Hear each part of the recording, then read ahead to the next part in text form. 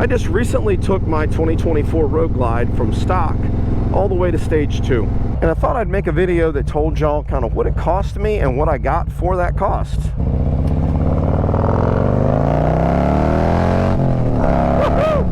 She is salty. What's up? Jim here. Welcome back to J Street Moto. Welcome to the channel if it's your first time. This is going to be the last video in a playlist on the channel titled 2024 Road Glide Build. Some of the other videos in that series go over specific parts that I picked and why, as well as the builds and the test results, dyno numbers and all that. Basically, what I did was I changed the air intake, I changed the exhaust, I added a cam, I changed all the supporting components associated with that cam, and then I put a tuner on the bike and I got it professionally tuned. My goal was to have a budget build. One of the ways I was going to affect the budget was I was going to do the installation and work myself. So I was removing the labor cost associated with it. When we talk about the parts cost for everything that I did, by far, the largest single cost in this build was the exhaust, period. And it was going to be that way irrespective of what choices I made in the other parts areas. To put things in perspective, my total cost for all my parts, and this is the air cleaner, the exhaust, the cam, the lifters, the push rods, all of the associated gaskets, a new inner cam bearing, all of it, $2,600 before taxes. Of that $2,600, $1,400 of it was exhaust. That's more than half. I paid $1,400 for my Chrome Works 3-step 2-in-1 Outlaw full-length exhaust with a 4.5-inch Chrome Works muffler on the end of it. Now, I freely admit the performance improvements you're going to get are going to be the result of the sum of your parts. They have to work together. Everything's got to work together, and it's got to work together well. Now, the setup that I did, I used the Assault air breather from Trask. I used the Chrome Works exhaust. I went with Jim's V-Twin Performance. Specifically, I used his Maxell 827E camshaft. I also used Jim's high performance lifters. The S&S quickie push rods and tubes, all that stuff.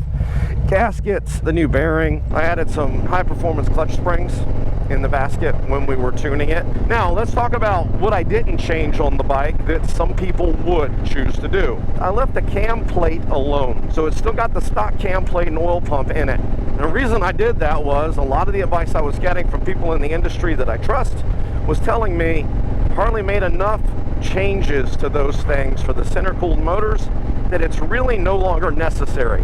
Now, would I change it if I choose to do something else to this bike?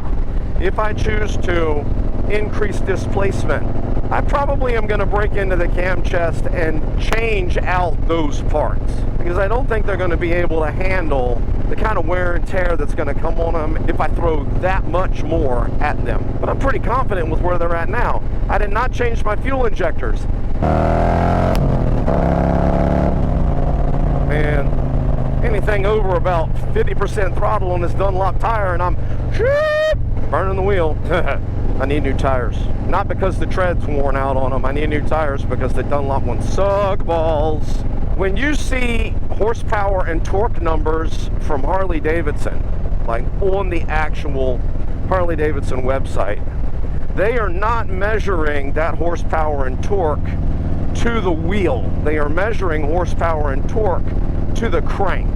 And that becomes an inflated number because you lose a percentage of horsepower and torque within your drivetrain as that power is sent to the rear wheel. Because I knew my results were going to be to the rear wheel and I wasn't going to be doing a dyno run prior to the build, I went and watched every video I could on the 117 center cooled motors and ended up taking an average of what those guys had on their stock pulls to use as a baseline comparison for my bike, which I thought was fair. So the average of all the things that I found online resulted in the horsepower to the wheel on the stock 117 center cooled motors. So what's on the 24 and newer street glides and road glides, 94 horsepower stock to the rear wheel and 118 torque to the rear wheel. I can tell you, stock, these bikes are already very torquey. When I did my build, I was looking to modify the torque curve. I wanted the torque to hit and kind of stay near its max all the way till I banged the rev limiter. It wasn't so much about the gain over that 118 pound-feet of torque as it was the implementation of it. There are two standards out there for dyno numbers. And I'm not, if you disagree with what I'm getting ready to say, please drop it down in the comments. There are two methods of measuring horsepower and torque on a dyno. So the STD standard and one is the SAE standard. In the industry, currently, SAE is the one that most people yield to as being the most accurate. STD inflates your numbers. It for sure does. And I didn't do the math to get the percentage. As an example, my bike, post-build, the STD horsepower and torque were 128.57 horsepower and 135.58 pound-feet of torque. From an STD perspective, that is an improvement of 34.57 horsepower and 17.58 pound-feet of torque. Now let's talk about SAE, which is the standard everyone is using in the industry when they're talking dyno numbers. From an SAE perspective, I ended up at 125.83 horsepower and 132.69 pound-feet of torque. That is a gain of 31.83 horsepower and a gain of 14.69 pound-feet of torque over the stock average that I had. The test that I did to gauge whether I had an improvement or not in performance as I put parts on this bike was what I'll call my fourth gear pull. What I do is I go out, I put the bike in fourth gear, I lower the speed down to 40 miles an hour, I open the throttle full in fourth gear at 40 miles an hour, and time how long it takes me to get to 100 in fourth gear. And then I compare that time to a benchmark that I did before I started any of this. I got 1.92 seconds faster in that test. 2 seconds. I gained 2 seconds. And I achieved those numbers with $2,600 in parts prior to taxes.